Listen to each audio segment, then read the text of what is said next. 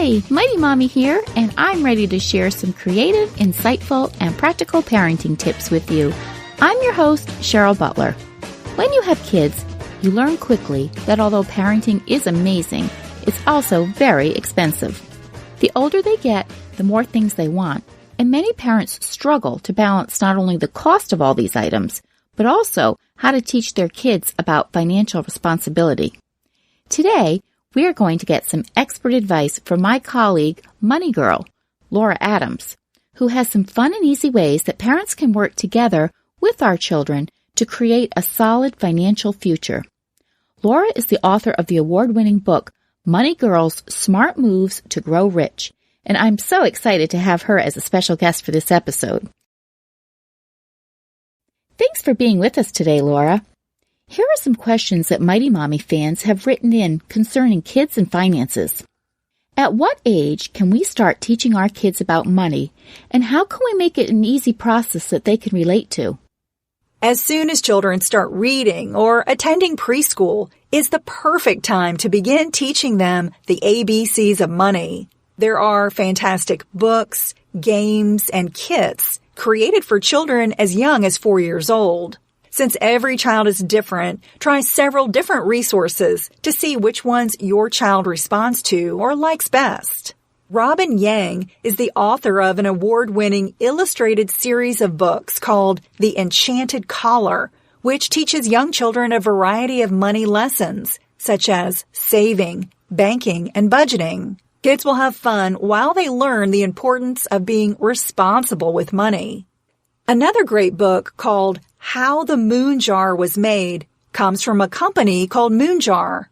They create fun and easy-to-use products like books, money boxes, and games that teach young children financial concepts to build their dreams. Check them out at moonjar.com or at any online bookseller. Those books sound great, Laura. Thanks. We have older kids between the ages of 10 and 14 who haven't really learned much about the value of money yet. What are some suggestions to get them building a positive relationship with money? Older children typically want to know how to make money so they can purchase gifts for their family or friends or buy things for themselves. Paying children to do household chores helps them link the concept of work and money. They begin to understand that money is a resource that doesn't always come easily. Additionally, once children earn money or receive it as a gift, it's important that parents teach them how to make it grow by putting it into a savings account to earn interest. When kids understand that money can earn money all by itself, they'll have an incentive to save instead of spending it all right away. Many banks give children tours to explain what a bank is and even let them go inside the vault. This is a great way to get children involved and excited about opening up their first savings account. Let's talk about allowances. Some families choose to give allowances as a way for their kids to start learning the concept of saving and budgeting. Do you have a suggested guideline for how an allowance should be allocated? Example, savings, spending, charity. No matter if you give children money on a regular basis or ask them to earn it by doing chores, a good motto to teach them is save, spend, and share. You might allow young children to choose how they want to divide up their money. Oftentimes, children are very generous and want to share all of their money. As kids get older, parents should discuss with them how to allocate money based on their specific goals and ideals.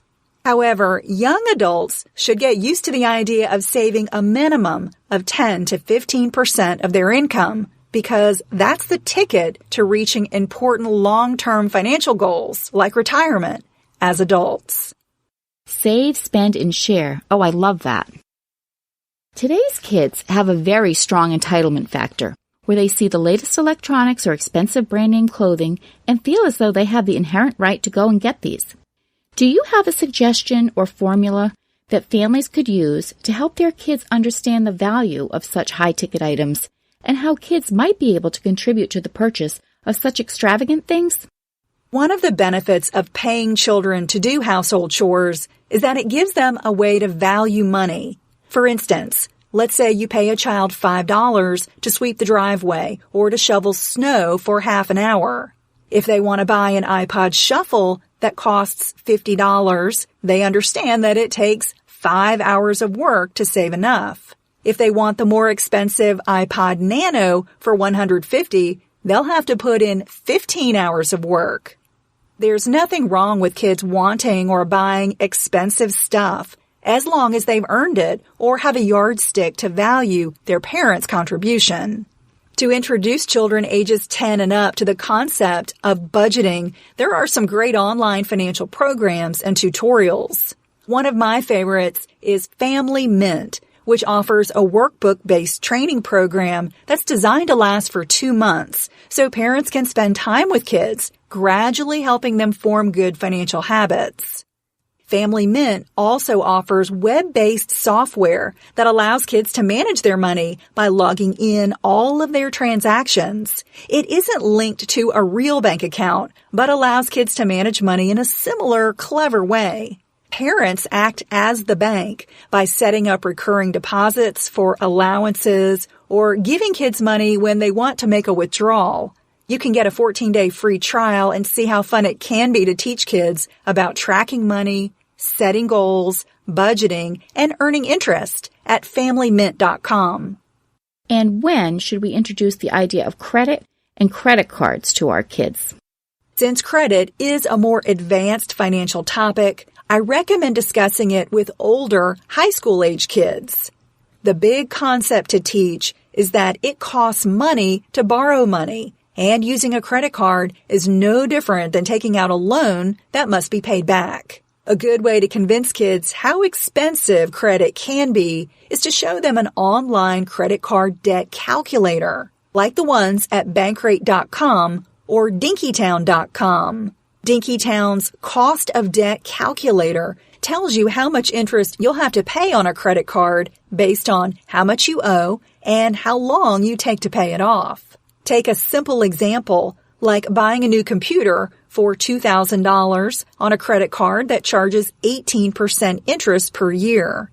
If you only make the minimum payments, it will take over 8 years to pay off, and you'll have to fork over more than $1,000 in additional interest. That increases the price of the computer over 50%.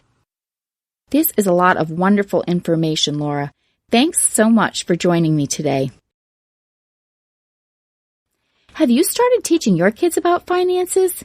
You can comment on this podcast by connecting with me on the Mighty Mommy Facebook page or at Twitter at Mighty Mommy, or email me at mommy@quickanddirtytips.com. To read a transcript of this show, just visit the Mighty Mommy page at quickanddirtytips.com. This is episode number 224, and it's called How to Teach Your Kids About Money. Check back next week for more practical parenting tips. And don't forget to check out my family-friendly boards at pinterest.com/MightyMommyQDT. Enjoy your families, everyone. And until next time, happy parenting.